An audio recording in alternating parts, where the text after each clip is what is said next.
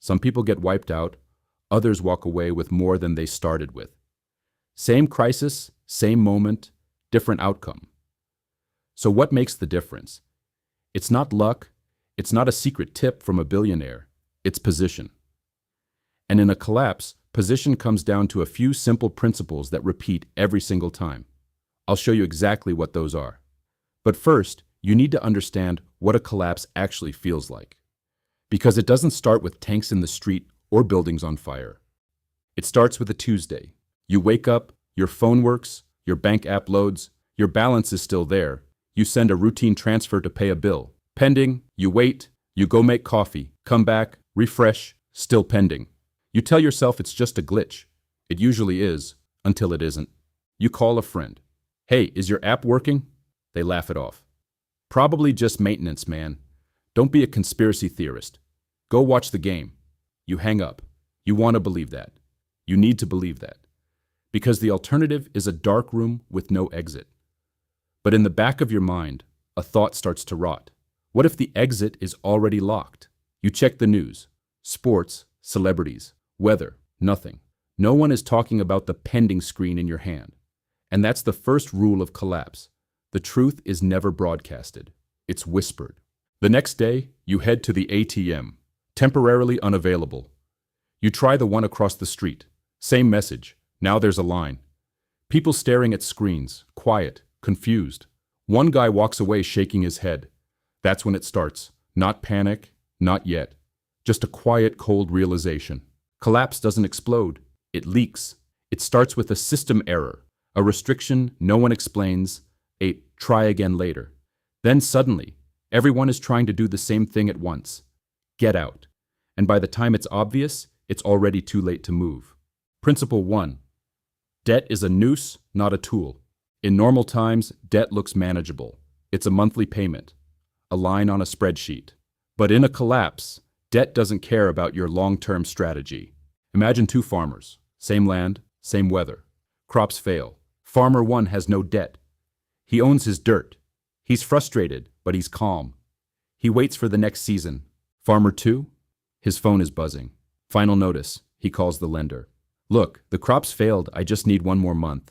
The answer is professional and cold. We don't sell time, sir. We only collect it. He sells the land. Not because he wants to, but because he has no choice. And the buyer? Usually the same institution that gave him the loan. In a collapse, debt doesn't help you grow.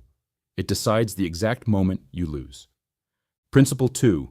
Liquidity is the only real power. People think wealth is what you own. Your house, your stocks, your car. In a collapse, wealth is only what you can access right now. Argentina, 2001. You log into your account. You see the numbers. You're rich on paper. You go to the bank to withdraw. Limit reached. You go to the next branch. Closed for technical reasons. That's the moment you realize ownership means nothing. Access is everything. Principle 3. Gold protects value, but it doesn't move. Gold is the ultimate insurance. It's held value for 5,000 years. But here's the mistake people make. They think gold is a strategy. It isn't. It's a bunker. Gold protects you from losing everything, but it doesn't help you act. In a real crisis, try paying for a plane ticket or a bag of grain with a gold bar. You'll either get robbed or cheated. Survival isn't just about holding on to the past. It's about having the flexibility to move into the future. Use gold to stay alive, but use liquidity to stay ahead. Principle 4. Real, tangible assets always win. Digital paper can disappear with a keystroke. Real things don't. Think about two investors. One has millions in innovative tech stocks. The other owns a small farm, a machine shop, or a local bakery.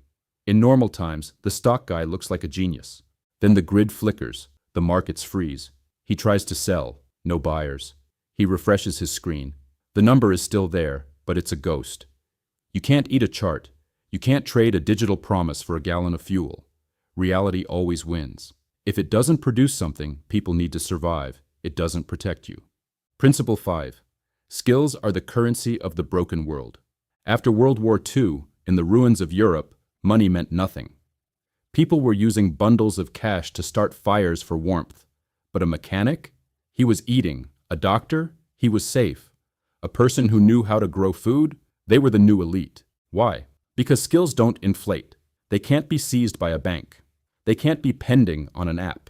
If you can fix, build, grow, or heal, you will always be part of the new economy that emerges from the ruins of the old one. The system traded our survival skills for efficiency.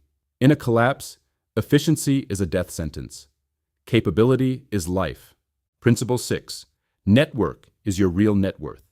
In stable times, we trust the system. We trust the police, the grocery store, and the bank. In a collapse, the system gets heavy, it gets slow, it gets selfish. That's when trust moves closer, to family, to neighbors, to people you actually know. Look at Argentina again. When the banks closed, small barter clubs appeared. No cash, no problem. You fix my roof, I give you 3 weeks of vegetables. You teach my kids, I give you fuel. The system failed, the people didn't. If you don't know your neighbors' names today, you're already at a disadvantage tomorrow. Principle 7. Position beats timing, every time. Everyone asks, when will it happen? Give me a date. That's the wrong question. Look at Joseph Kennedy in 1929. He didn't have a crystal ball. He just saw the friction. He realized the position of the market was unstable because everyone was gambling with money they didn't have. He exited early. He held cash. He waited. When the crash hit, he didn't panic. He wasn't timing the bottom. He was just the only guy left with the ability to choose while everyone else was being forced to sell. Preparation is the only thing that turns a tragedy into an opportunity. Final realization: the wave. Collapse doesn't hit everyone at once. It moves like a wave. It touches the edges first, the small businesses, the over-leveraged families, the rural towns. Then it moves inward, closer, heavier. You'll see it in small things. A store that doesn't restock. A friend who just needs a small loan. A restriction on your account that's only for your protection. Every step feels reasonable. That's why people don't react. They adapt, adjust, they wait. But when everyone waits, the exit disappears. The people who move first don't look smart. They look early. They look paranoid. Until they're not. By the time something is obvious, it's already too late to act. The real advantage isn't luck. It's awareness, seeing the shift while things still look normal. So don't ask when it happens.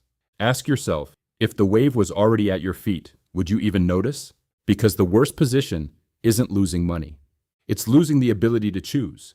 And sometimes, survival starts small. A few plants, a balcony, a skill you practice, something you control. Because in a world that still looks normal, independence is the ultimate rebellion. If you find the video useful, don't forget to subscribe and hit the like button. More is coming.